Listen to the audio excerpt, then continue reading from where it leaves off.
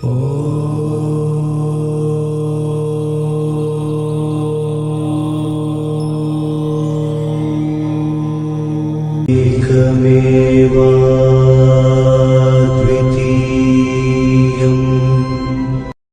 to Takshashila Gurukul channel. If you haven't subscribed to our channel yet, please subscribe immediately, press the bell button and write your comments and feedback. Share with your friends as much as possible. We provide online Kundalini Raja Yoga initiation and Kundali activation in 6 months. 9 important doctrines of Hinduism. The doctrines of Hinduism can be said to be mainly 3.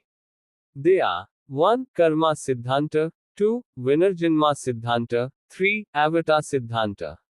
These 3 doctrines have arisen as a result of our ancestors trying to find the reason for the world around us, the diverse beauties contained in it, and the laws of birth, growth and destruction behind them. Karma Siddhanta, the physical, psychological and social diversity, the differences in happiness and sorrow among the billions of humans in the world are truly remarkable. If God, the creator of the world, is the cause of such differences, then he cannot be merciful and transcendental. If God did not create everyone the same, but created them with such diversity, causing happiness for some and misery for others, many beautiful and others ugly, then it is not in keeping with his universally accepted qualities. Moreover, then God cannot be perfect and endowed with divine qualities. So what is the reason for these visible differences and differences? Without a cause, there can be no action. If God is not responsible for this, then who else is responsible? Hinduism clarifies that the reason is karma. The reason for all the diversity in living beings, the internal differences in the conditions of life is karma. Karma is a very broad word that can be interpreted in many ways, from many perspectives, and in many ways. Karma means work, effect, change, form. The conditions, happiness, and sorrows of a person in this birth are due to the karmas he performed in his previous birth. Thus, the karma of the previous birth is the cause of the previous birth, and as a result, man is trapped in the karmic cycle of birth and death in this world. How did man get trapped in this karmic cycle in the first place? The question naturally arises. Man's life as a living being in the field of life belongs to this created world. All this natural peculiarity and diversity was created when the world was created. The law of karma was also created with the creation of the world. The fact that good deeds bring good results and bad deeds bring bad results is what is commonly called karma law. The first creation of this law of karma occurred when God created the world. Since we all belong to God's creation, we, who belong to that creation, cannot find out when and why God's creation occurred. Similarly, since karma also belongs to creation, it is impossible to say and know when the creation of the law of karma, the first karma, occurred. Just as the question of seed tree is unsolvable, similarly, the beginning of this karma is also unknowable. Therefore, the course of karma is very profound. It is said, Gahano karmana gati, Gita. That is why karma is said to be eternal. But karma has an end. Man is freed from this bond of karma. Whatever has an end must have a beginning. But here we cannot know the beginning of karma, but karma is eternal. This idea can be understood more clearly through an example. At night, when we sleep, we have a dream in which we become a king and participate in a great war. In the war, the king is defeated and finally becomes a triku. Why did the king fight in the dream? Who made him a king? We, who are kings in the dream, cannot ask anyone at that time. Not only that, the question of how he became a king does not even arise in the mind. Similarly, the question of what was the first karma cannot be asked, nor can it be answered. Hinduism has come to a conclusion by analyzing how karma occurs. There are 3 powers in man: will, knowledge, and action. The desire is that I want a copy of the Bhagavad Gita. The knowledge that I can buy it from a shop in the market is the action. Thus, karma involves 3 elements. First will, then thought, and then action. Therefore, behind every karma, there is thought, and behind the thought, there is will. Thus, Our thoughts arise from our will, and actions are formed according to our thoughts, and the results of our actions are obtained. Thus, man is repeatedly trapped in the karmic cycle of birth and death. If the origin of karma cannot be known, it is natural to say that God is the cause of all these variations based on whether it is a creation of God. But in reality, this is not the case. The burning power of fire is a creation of God. If you put your finger in fire and it burns, it is the result of putting your finger in the fire. It would not be correct to say that God is the cause of this. Similarly, it would not be reasonable to say that God is the cause of these variations in the world, the results of karma. This can be understood clearly through another example. The law is that if a crime is committed, punishment is given according to the judicial law. When a crime is committed, the criminal is punished according to the law in the court. Just as it is unreasonable to say that the judge is the cause of the crime of the criminal and that the punishment of the criminal is the fault of the judge, so it is unreasonable to accuse God of being guilty and responsible in the matter of karma. Just as there is a relationship between fire and the burning power, between creation and fire, there is a relationship between the law of karma and God. Therefore, the law of karma is not external to creation. So what is the place of God in this particular law of karma? It is said in Hinduism that he is the head of the house. The head of the house sees to it that the affairs of the house are carried out in an orderly manner, but he has no authorship over the affairs, nor does God, living beings, karma, or its fruits. If past karma leads to the present state, then the present state, which is its result, leads to the future. Thus, even if a person is in the grip of karma, he has the ability to escape from the bondage of karma, the state of karma, and the freedom to avoid its fruits. Being under the influence of karma and being freed from its bondage can be understood in detail through this example. We cannot spend even a single paise more than 100 rupees, but we can use that 100 rupees wisely and invest it in business and earn 200 rupees or more. Similarly, even if one is bound by karma, one can escape from its bondage by applying the same karma theory. Just as good karma brings good results, one can also escape from the evil effects of karma by performing good karmas. Therefore, the despair and helpless view that everything is subject to karma has no place in the Hindu karma theory. Instead, the karma theory contains the progressive and hopeful principle that man can shape his future and escape from the bondage of karma and attain liberation. This is made clear through a verse in the Shanti power of the Mahabharata, Yatha yatha karmagunam phalarthi karotyayam karmafel nirvishta. Tatha tathayam gunasam prayukta shubhashubham karmafalam bhunakti. The fruitive man, who is engaged in action, enjoys the qualities of both good and bad fruits, just as he performs actions. In the Brihadaranyaka Upanishad 4.4.5, this is described in detail through a mantra. Yathakari yathakari tatha bhavati, sadukari sadurbhavati, papakari papo bhavati, punya punyana karmana bhavati, papa pepana, atho khalyahu kamame ivayam purusha iti sa yatha kamo bhavati tamma turbhavati, yatna turbhavati tit karma kurut yat karma kurut tadabhisimpadit. As he does or as he practices, so will he become. He who is a saint becomes a saint. He who is a sinner becomes a sinner. He becomes a saint by doing good deeds. He becomes a sinner by doing bad deeds. However, some still say, this man is lustful. Whatever lust he has, he will have such a will to do. Whatever will he do, he will get what he does. Karma is the cause of the bondage of the living being. But by the same karma, the living being can also be freed from bondage. Regarding what is possible by performing karma, it is explained in the Devi Bhagavatam as follows. Karmanendra bhavejivo brahmaputra, swakarmana hair diso janmadiraitho bhavet, swakarmana sarvasiddhimamaratvam labheda dhruvam, lebed swakarmana vishana salokyadi chatushteng, suratvam ca menutvam ca rajendritvam labhenara, Karmana ca Shivitvam ca Ganeshitvam Tatheva ca. Devi Bhagavatam Chapter 9. The living being can become Indra by his karma. He can become a slave of Hari by his karma. He can be freed from the cycle of birth and death. He can attain all kinds of siddhi and immortality by his karma. In this way, it is possible to attain Salokyadi Mukti. In this way, a person can transform into whoever he wants to be, whether it is a deity, a human, a king, Shiva, or Ganesha, through his karma. Karma has two meanings: action and effect. In the afterlife of a person, karma is associated with his subtle body. This same karma determines the course of life of the living being in the birth.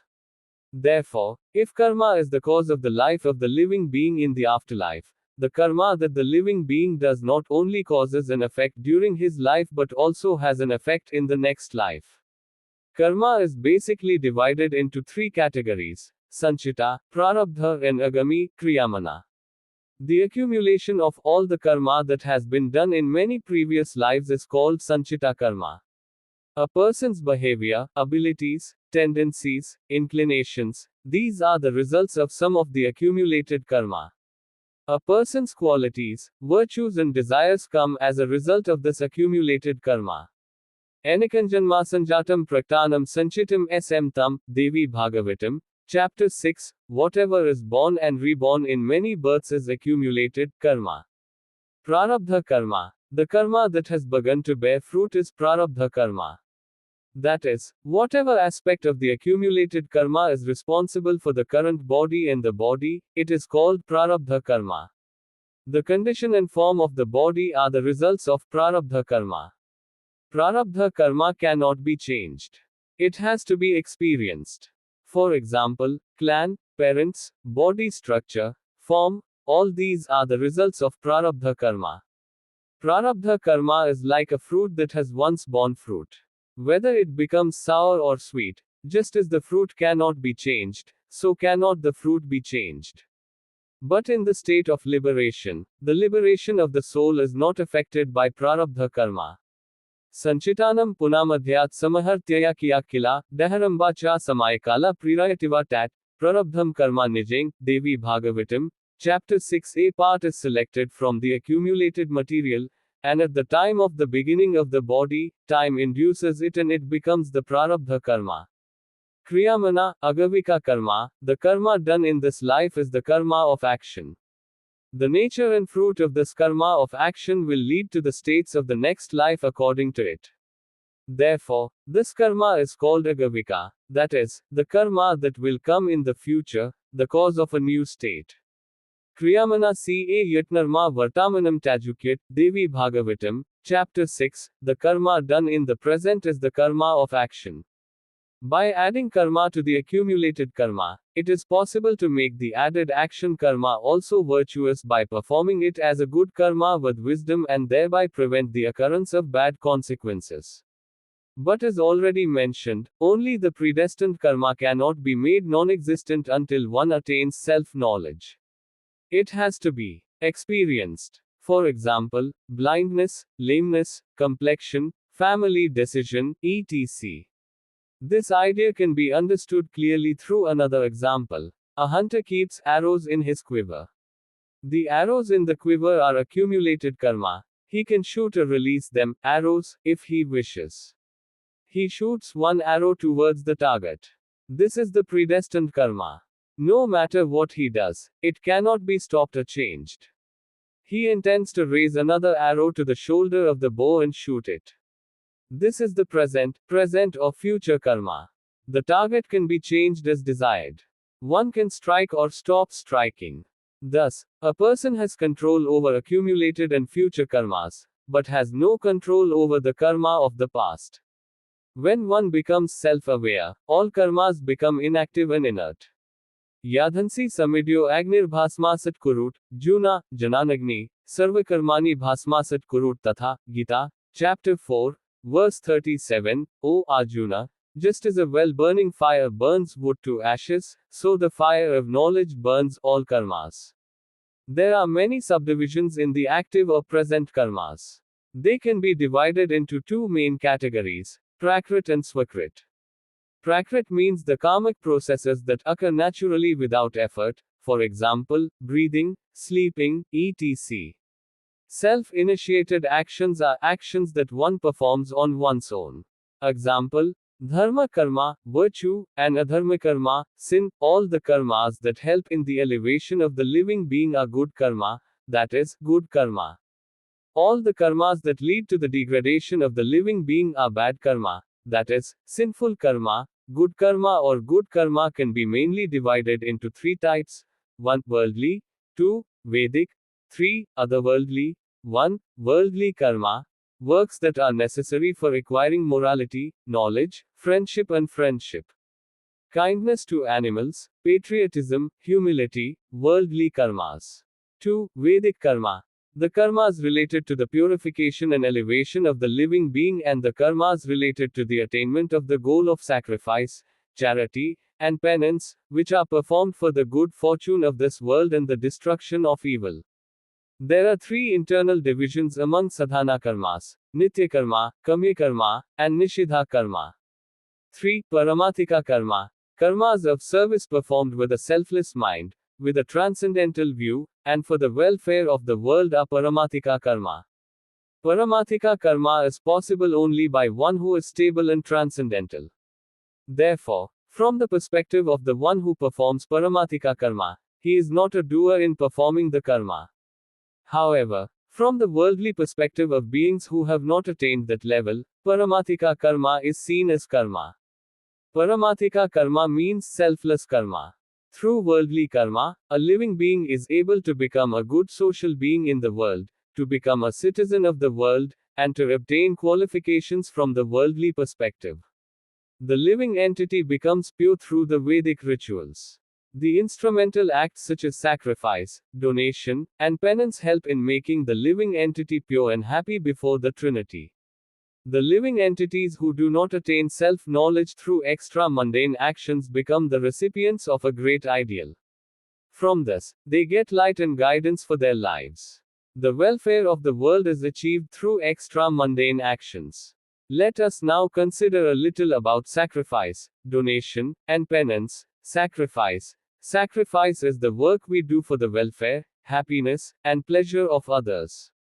It includes elements such as worship, declaration of respect, and sacrificing one's own belongings, Devitodasana Dravyatyago Yajna. Overall, sacrificial acts are acts of sacrifice done with pure feelings for the benefit of others. The 5 great sacrifices performed by a householder clarified this principle and proclaimed the importance of sacrifice in the world. Sacrifice is the foundation of the creation of this world.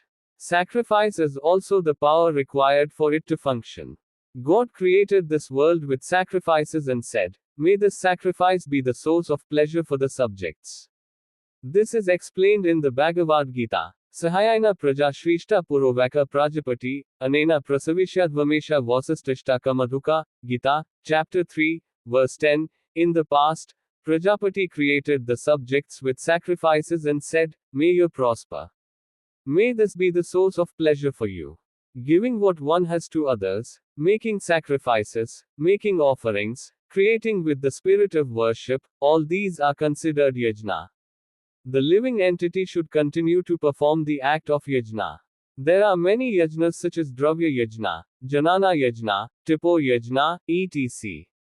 Worldly progress, social security, and happy alliances in life are based on yajna.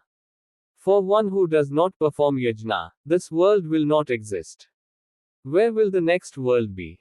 In the Gita, Lord Krishna says, Nayam lokos kriyajnaska kututinna kurusittima, Gita, chapter 9, verse 31, O chief of Kurus, if one does not perform yajna, this world will not exist. Where will the next world come?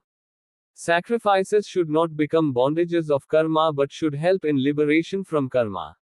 For this to happen, the living entity should perform the work with the mind of renouncing the fruits of karma. To clarify this, the divine statement spoken by Lord Krishna in the Gita is as follows: Yatnaroshi yadasi yajju hoshi dadasi yat, yattapasyasi konte tat kurushta madarpanam, shubha shubha falairevam mokshes karmabanda, sanyasayoga yuktatma vimukti mamupaisi, Gita, chapter 9, verse 28. Whatever you do, whatever you worship, whatever you sacrifice, whatever you give as alms, whatever you perform penance, offer them all to me, God. Thus you will be freed from the bondage of auspicious and fruitful actions, and you will join me, liberated, with a mind filled with renunciation and yoga. Donation. Giving what one has for the benefit of others with a selfless mind and saying, "It is not mine," is donation. Giving what one has for the benefit of others with a sacrifice elevates the living being from selfishness to the mind of charity. The act of donation helps the living being to be free from the karmic bondage of selfishness of thinking that it is his own. Not only that, but also the donation benefits the society in many ways, and thereby the soul of the donor is also saved, that is, he attains virtue. But it is very important that the donor should not have the vision of attaining virtue but should have a selfless mind. There are many types of donation. Among them, 10 main types can be mentioned. 1. Food donation. 2. Education donation. 3. Wealth donation. 4. Land donation. 5. Work donation. 6. Shelter donation. 7. Daughter donation. 8. Cow donation. 9. Shelter donation. 1. Self-sacrifice. By practicing the first 9 types of these 10 gifts in life as much as possible, a human being finally offers himself to God. He abandons all his ego and surrenders himself completely to the Supreme Being with a mind of surrender. That is called self-sacrifice. Penance, observance of rules in food and drink, control of the senses through chanting, thinking of good and noble thoughts and constantly striving for their achievement, this is penance. There are 3 types of penance, and it becomes perfect only when it is done with the 3 elements. The 3 types of penance: 1. Physical, 2. Mental, 3. Verbal. Explaining these, the Bhagavad Gita says, David Vijaguru Prajna Pujanam Sochamarjavam, Brahmacharyamahimsa ca Sariram Tapauchit, the worship of deities, gods, Brahmins, Gurus, and wise men, their cleansing, their honor, celibacy, and non-violence are called penances related to the body. Anudvegakaram vakyam satyam priyahitam ca yat, swatyayabhyasanam kaiva vamayam tapauchit, speech that is not agitated, true, lovely, and wholesome, and the study of the self-knowledge are called penances related to speech. Manprasada Saumyatvam Manamatma Vinigraha, Bhavasam Shuddhirisittapo Manasamuchit, Gita, chapter 17, verses 14 to 16, pleasure of mind, gentleness, silence, restraint of mind, purity of mind, these are called penances related to the mind. In order for a human being to live happily in this world and lead a smooth life, he must be a man of penance. By performing penance, the bondage of karma diminishes and ultimately karma is destroyed. Paramathika karma. Through worldly and Vedic karma, the living being becomes purified and freed from the bondage of karma. During the days that he remains in the body, he does not perform karma, he continues to do karma that is not sitting. All the karma that he performs is karma that he performs without any desire for results, with the vision of the soul, with the mind of world collecting. Being steady, devoid of qualities, beyond the qualities, without even working to see whether a wheel that is spinning with force is turning or not, just as the moon naturally gives coolness, just as sandalwood gives off its fragrance, so the Jivan Mukta performs Paramathika karma. Neither from him nor from his karma, the world is in any way troubled. Paramathika karma means action that is devoid of desire and is guided by knowledge. Thus, those who live their lives doing good deeds in this life, knowing the essence of karma contained in the theory of karma, are freed from the bondage of existence and attain eternal bliss. The theory of reincarnation. The theory of reincarnation is another important theory of Hinduism.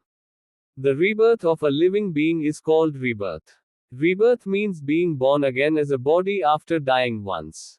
Hinduism, which teaches that death is only for the body, death is only for the physical body, and the indestructible soul is immortal, says that death is the soul's shedding of the old worn-out body and donning a new body, just as one throws away old clothes and wears new clothes. Vasansi Juryana Yatha Vihai Navani Grishnati Naraprani, Tatha Sarirani Vihai Juryana Nyanyani Samyati Navani Dehi, Gita, chapter 2, verse 22, just as a man puts off old clothes and takes on new ones, so too the soul, having a body, puts off the worn-out body and takes on new bodies. Dehi nosman yatha dehi komaram yavanam jara, tatha dehantara praptirthirastatra na muksati, Gita, chapter 2, verse 13, just as the soul with a body experiences childhood, youth and old age in this body, so too does it experience the attainment of another body.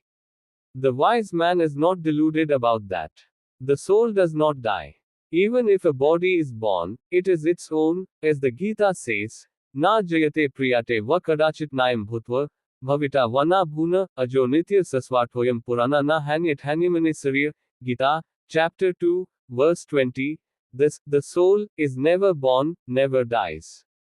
He has never been born and will never cease to be. He is unborn, eternal, and eternal. Even if the body perishes, the soul does not perish. Hinduism says that the reason for the rebirth of a living being is due to the karma and desires of the living being. When it comes to the liberation of living beings from bondage, there are clear explanations in Hindu scriptures that the cause of birth is human desire and that salvation is achieved when desires are no longer present. In the Mundaka Upanishad 3.2.2, there is a verse about it as follows: Kamanya kamet manyaman sa kamabhirjait tatra tatra. Saryaptakamasya kritatmanan aiva sarv pravilyamti kama. He who thinks of desires and desires is reborn with desires everywhere.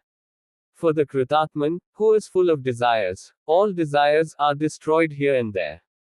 The explanation of the birth of the soul is being different from the Supreme Being and the realization of being one with the Supreme Being is given in one of the verses of the Shvetashvataropanishad 1.6, Sarvajiv Sarva Sahasht Brihant Asmin Hamso Brahmyat Brahmachikra, Prithagatmanam Preshvetaram Cha Matya Jushtastastasthena in that great Brahma Chakra, which is the origin and support of all beings, the swan, soul, gets entangled in the cycle of samsara by deluding itself into thinking that it is different from that motivator, the Supreme Being.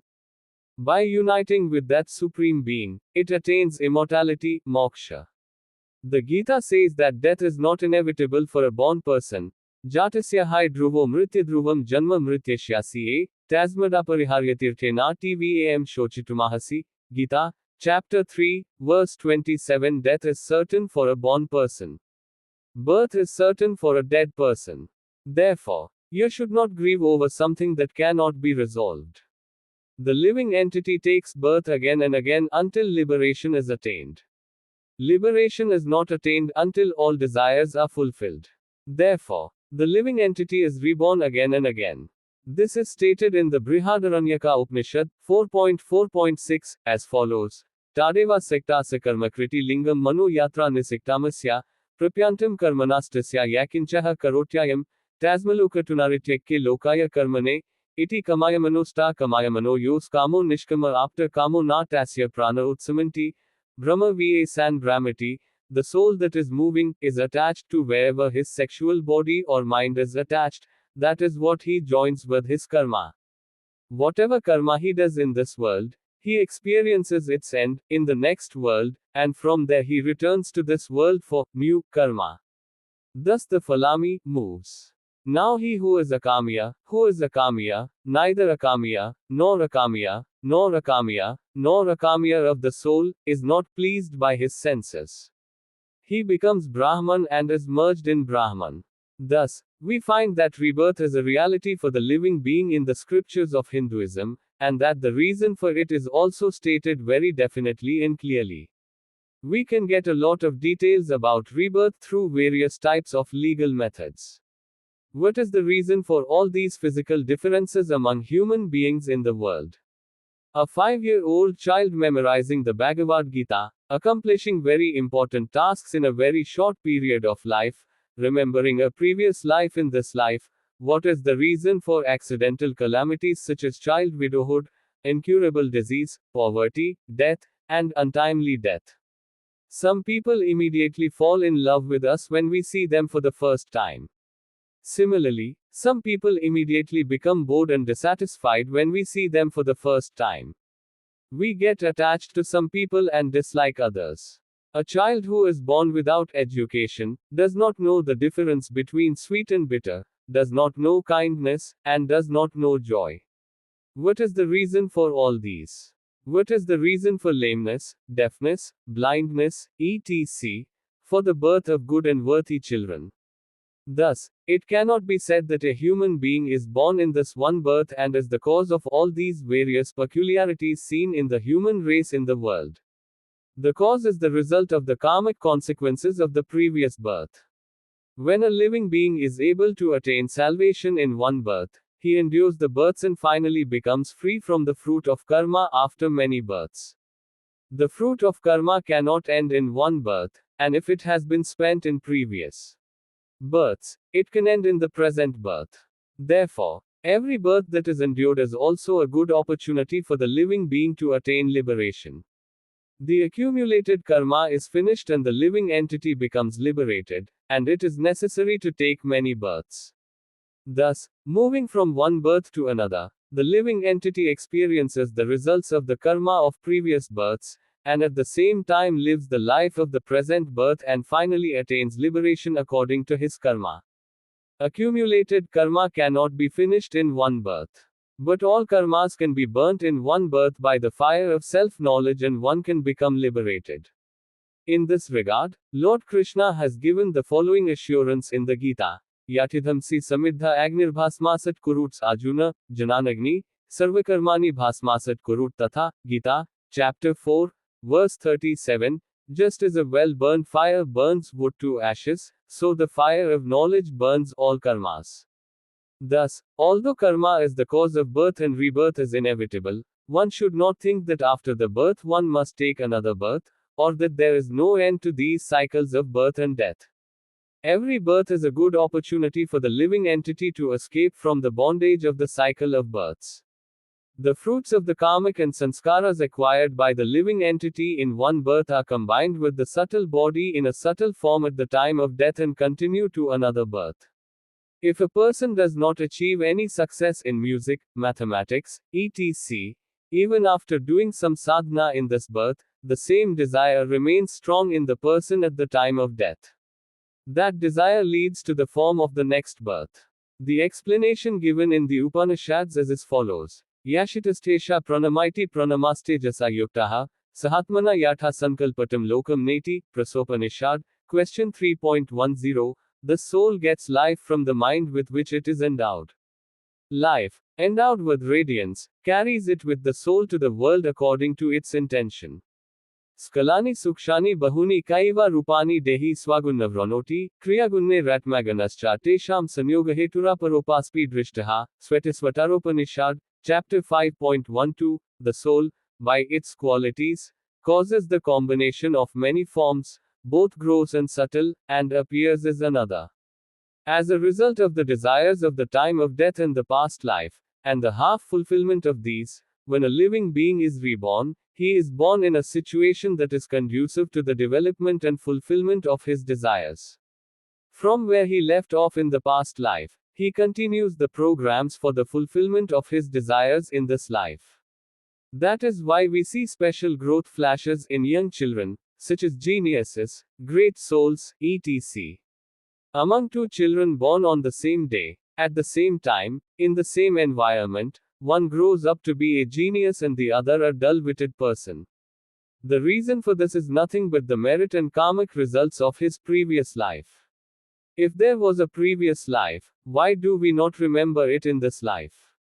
Since there is no memory, it is a common doubt and conclusion that there is no previous life. In this life itself, we are not aware that we were a small child in our childhood. We do not remember what we did in our childhood. As we grow and develop our intellect, we do so many things. We talk to so many people. We do not remember all of these. We do not remember all the things we did, played, and thought in a week or even a day. We cannot say that we were not a small child and did all these things that we do not remember. Similarly, it is not right to say that we do not have a past life just because we do not remember. The memory of past lives is embedded in our inner being. We can know this through the yoga of the cessation of attachment, as we clearly know from the Yoga Sutras of Patanjali. In some cases, even without the help of yoga practice, some people have memories of their past lives as if they were trying to make them aware of the fact that this rebirth exists. There are many instances all over the world where people who lived in that life have identified themselves by saying what they were in their previous lives. If everyone had the memory of their previous lives, it would have caused many kinds of anxiety for the happiness and prosperity of a person's personal and social life. Moreover, life in the world would have become a story of quarrels and conflicts. For example, 1. The enemies and friends of the previous life continued in this life, and the same enmity led to many kinds of evil consequences. 2. The disappointments and sorrows of the previous life continued in this life as well, causing many kinds of troubles and difficulties for the living being. 3. Since this new life occurs as a result of the karmas done in the previous life, a person who was rich in the previous life sometimes becomes poor, and a poor person sometimes becomes rich. A poor person in this life would identify his house of wealth from a previous life and claim it as his own, and then struggle in life to do so. And when relatives from a previous life come into a different relationship in this life or are born elsewhere and enter into a new relationship, the memory of the previous life would cause sadness, opposition, and resentment, thus causing many types of personal, collective, and cultural conflicts and problems. Therefore, not everyone has the memory of rebirth. It is not beneficial to have it, and accordingly, there is no need to have it. The memory of the previous life is not known in this life. Similarly, there is no memory that one will experience it in the next life. Therefore, it is not right to have the view or the attitude that one can do anything in this life. Because, as explained earlier, whether there is a memory of past lives or not, suffering is inevitable.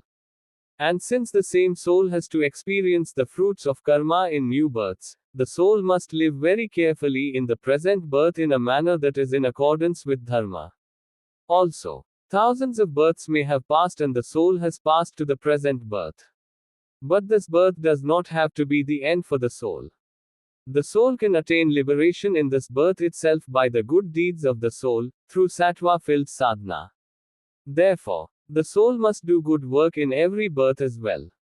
Reincarnation and evolution. The idea that the theory of reincarnation is evolutionary is not correct. Evolutionary theory is related to the body and speaks of the evolution of the body, but does not include the feeling of the soul's elevation and self-realization.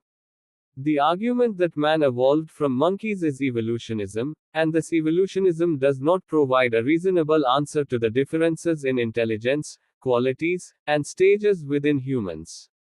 The fact that there are people with supernatural consciousness, people with extremely slow minds, lame, blind, wicked, and good people living in the world at the same time, evolution is not capable of giving an adequate answer to all these. The answer to all these lies in the theory of reincarnation, which is different from evolution in that it helps in the realization of the essence and purity of the living being. Evolution aims at the perfection of the body and says that when a person evolves from the state of ape to the state of man, he becomes perfect there. But even among humans of the same form, shape, and perfection, there are differences in character and intellect. The reason for this is that there is no immortality. Reincarnation has gone further than evolution and says that self-realization is the ultimate goal of life, and only when that is achieved is life perfect. Reincarnation and heredity. It has been said that heredity is the reason for all these differences and variations seen in the world, among humans, and that heredity plays a significant role in reincarnation. That too is not adequate. According to heredity, a living being receives the necessary powers and abilities for his conditions from his elders at birth. He receives some of them internally as an inner inclination. The meaning of the theory of heredity is that the conditions of this birth are fulfilled due to this inner inclination, due to the merits of the elders. But why are children of different intelligence, different forms, and different conditions born to the same mother?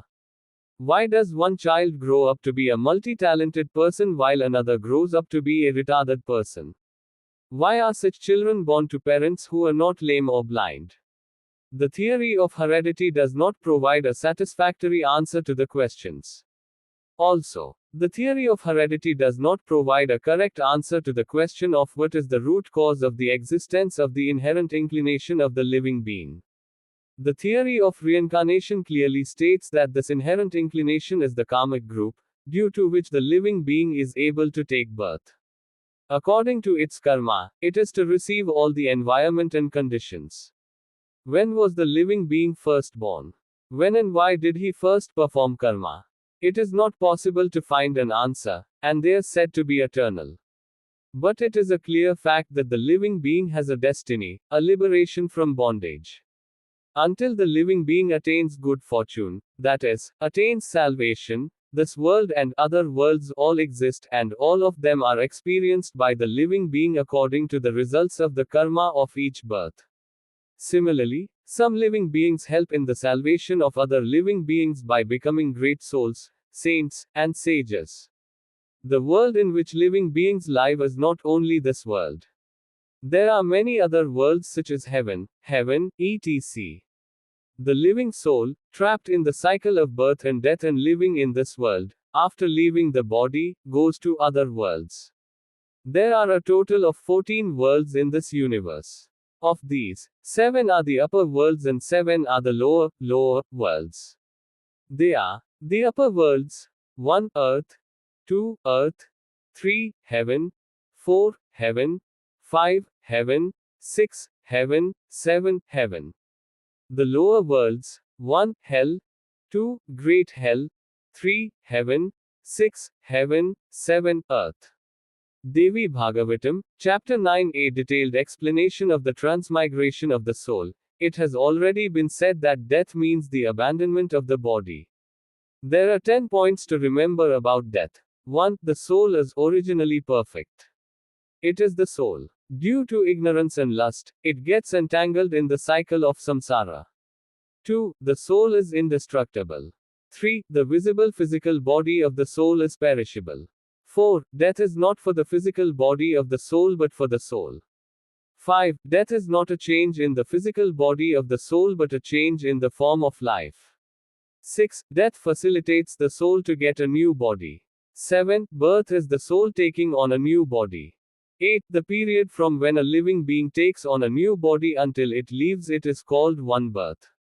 The taking on of a new body is called birth and the leaving of the body is called death. 9. For birth, the environment such as parents and family etc. is necessary.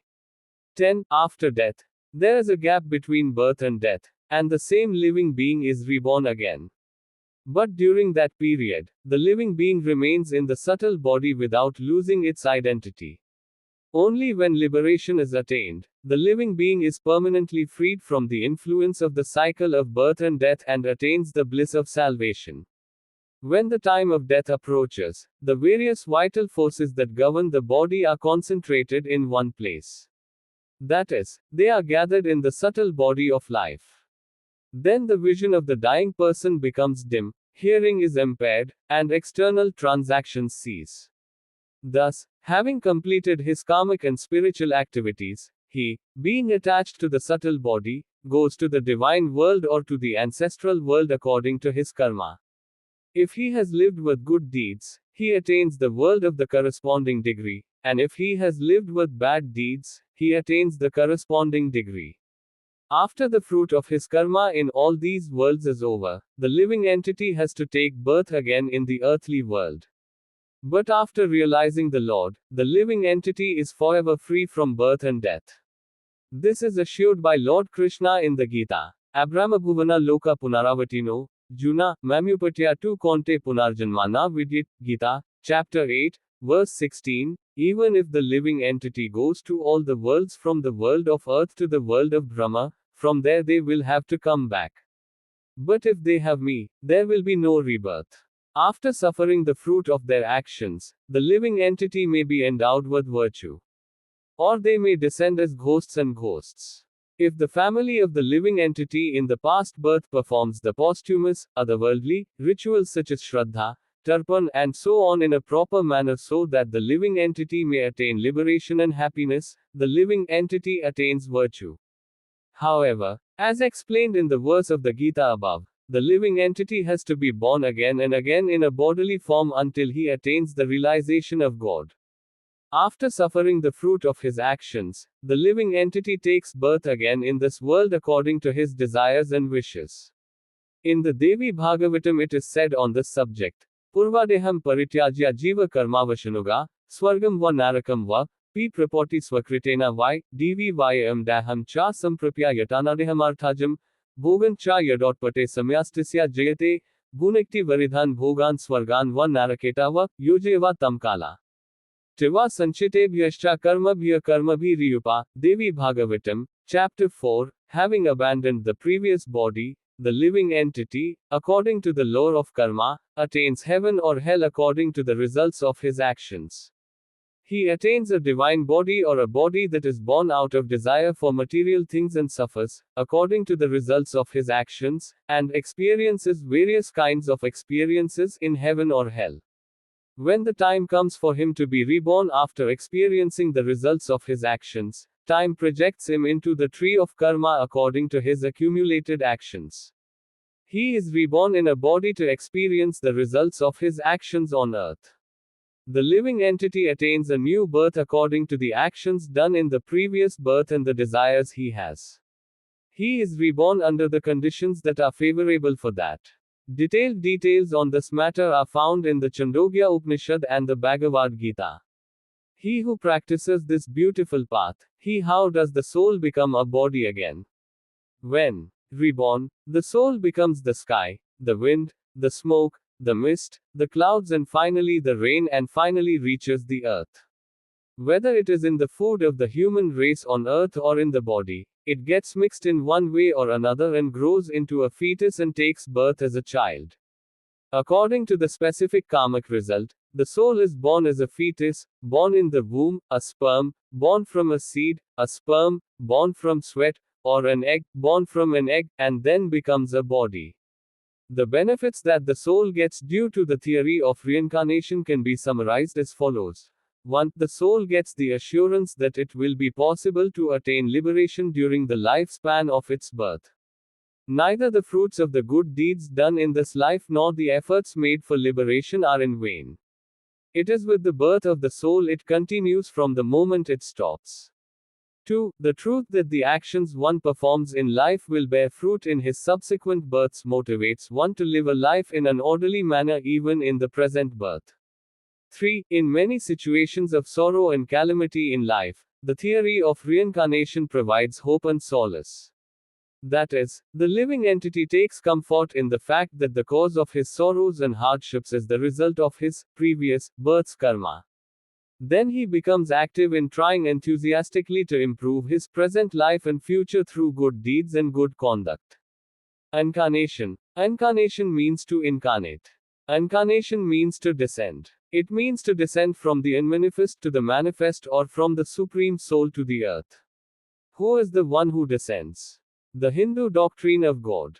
Why does God come? In response to this, Lord Krishna declares in the Gita that whenever there is a decline in religion, for the destruction of the wicked and the upkeep of the righteous, he incarnates for the welfare of the world, for the establishment of religion.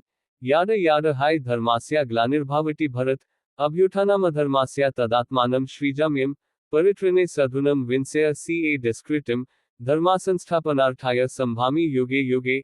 Gita, Chapter 4, verses 7 to 8. Whenever there is a decline in religion or an increase in unrighteousness, then I incarnate.